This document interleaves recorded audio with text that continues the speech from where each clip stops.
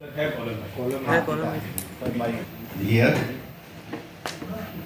Doctor Shiv Kumar ji Singh बात कर रहे थे, बहुत सारी अच्छी चीज उन्होंने बताई, साइंस सोसाइटी कंट्री। और जब हम रास्ते में आ रहे थे, इन्होंने एक बहुत अच्छा शब्द बोला जो मैं हमेशा बोलता रहता हूँ कि साइंस सिर्फ केमिस्ट्री फिजिक्स मैथ्स नहीं होती। और मैं जब भी देखता हूँ, हर आदमी साइंस इंजीनियरिंग को अलग कर देता है और सब्जेक्ट को अलग कर देता है। तो इन्होंने 10 सेकंड में बहुत बड़ी बात बोली।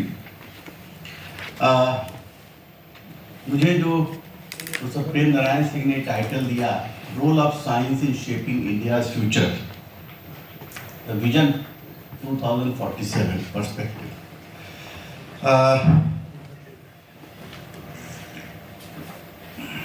हम लोग ऐसा दिवस में रहा,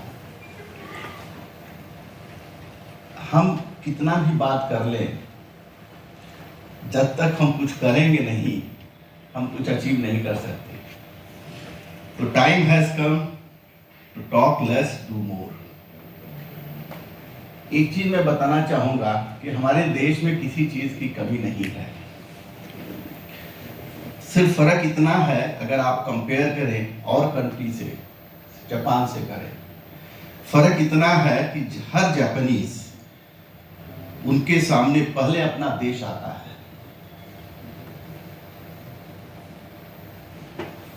ऑलमोस्ट 100% जापानीज। यही चीज आपको साउथ कोरिया में मिलेगा, इसीलिए ये कंट्री बहुत कम समय में बहुत आगे गए। हमारे देश में ज्यादातर लोग पहले वो आते हैं, उनका परिवार आता है, और देश तो सबसे पीछे छूट जाता है। अब देश का मतलब नहीं है कि हर आदमी एक ही काम करे। आपको जो भी जिम्मेदारी दे, मेरा मानना है, मैं प्लीज बहुत कम करता हूं, वही बोलता हूं जो प्रैक्टिस करता हूं। तो जो भी आपको जिम्मेदारी दी गई, चाहे टॉयलेट साफ करना हो, अगर आप उसको अच्छी तरह निर्वाह करेंगे तो आप ऐसे आदमी को मैं देशभक्त मानता हूं।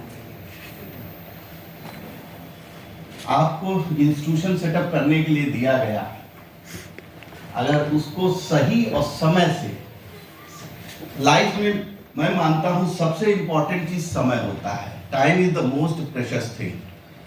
समय जो चला जाता है वापस नहीं आता। अगर आपने समय से लंच नहीं किया, समय से ब्रेकफास्ट नहीं किया, तो उसके परिणाम अलग तरीके से होते हैं। उसी तरह से इंस्टीट्यूशन भी, समय से आपने काम नहीं किया तो इंस्टीट्यूशन ग्रो नहीं कर सकता। तो मेरे पास कुछ स्लाइड्स हैं, स्लाइड्स हमें वो माध्यम देगी जो मैं बोलना चाहूंगा, because I don't want to digress. तो इस संदर्भ में मैं कुछ देखूंगा हमारे कंट्री के चैलेंजेस क्या हैं। जब मैं पानी की बात कही, मैं कानपुर से भोपाल गया, दाढ़ी बनाते वक्त मैं हमेशा टैप बंद कर देता था, क्योंकि पानी की कमी थी।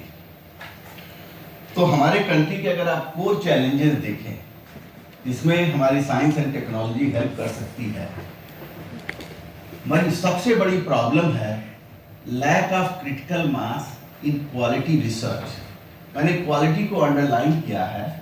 समहाउ हम ध्यान क्वालिटी पर नहीं देते। आप कुछ भी मार्केट से चीजें खरीदे, चाहे कोई खाना खाएं, आजकल हमने देखा उत्तराखंड में दवाएं जो है भूसी भर के बेच रहे थे, बहुत पतला गया। तो क्वालिटी जो है बहुत ही इंपॉर्टेंट चीज होती है। तो quality research is very very important. तो हमें इस पर फोकस करना होगा। क्वालिटी एजुकेशन, सिर्फ शिक्षा इंपॉर्टेंट नहीं है, एजुकेशन हमें क्वालिटी होनी चाहिए, अदरवाइज उस शिक्षा का कोई अर्थ नहीं है। सर ने यूएस की बात कही, यूएस में बैंक में जॉब करने के लिए 8th पास इनफ है। आप 8th पास करके बैंक में टेलर बन सकते हैं, बट क्या इंडिया में आप कर सकते हैं? तो जो और भी ज्ञान है, जो नॉलेज है, जिसको हम पैसिव नॉलेज के रूप में मानते हैं, वो हमारे यहाँ थोड़ा कम होती है by and large. Health care healthcare serious issue. Lot more is being done, but still our requirement is much more. Infrastructure. Infrastructure इसलिए भी मैं बोला क्योंकि साइंस एजुकेशन बहुत महंगा है, और अगर पूरी कंट्री को देखें सिर्फ आईआईटी से देश बड़ा नहीं हो सकता। हमें छोटे छोटे कॉलेजेस, स्टेट यूनिवर्सिटीज, तो जो सबसे बड़ी समस्या आती है हमारे देश में, जो मैंने ऑब्जर्व किया एज एन एडमिनिस्ट्रेटर, कि हम सब कुछ पेपर पर बना देते हैं, बट प्रैक्टिकल एस्पेक्ट्स हम उसके लिए ध्यान नहीं देते। फॉर एग्जाम्पल केमिस्ट्री की लैब है, मुझे अच्छा लगा कि सर ने भी पीएचडी केमिस्ट्री से किया है। सेफ्टी इशू, आप देखिए वेस्टर्न कंट्री कितना ध्यान रखती है, बिना ग्लव्स पहने काम नहीं कर सकते, बिना हुड में काम नहीं कर सकते, लेकिन हम उतने रिच नहीं हैं, लेकिन कुछ तो हुड प्रोवाइड कर सकते हैं, ठीक है। तो वो लैब्स हमारे पास नहीं है। आप अंडर ग्रेजुएट लैब आप यूके में देखिए, यूएस में देखिए, और you compare with our labs, you find lot of difference. तो इंफ्रास्ट्रक्चर स्टेट सब्जेक्ट है, बट स्टेट गवर्नमेंट्स को इनफ फंड लाना होगा ताकि हमारी लैब्स अच्छी बने, ठीक है।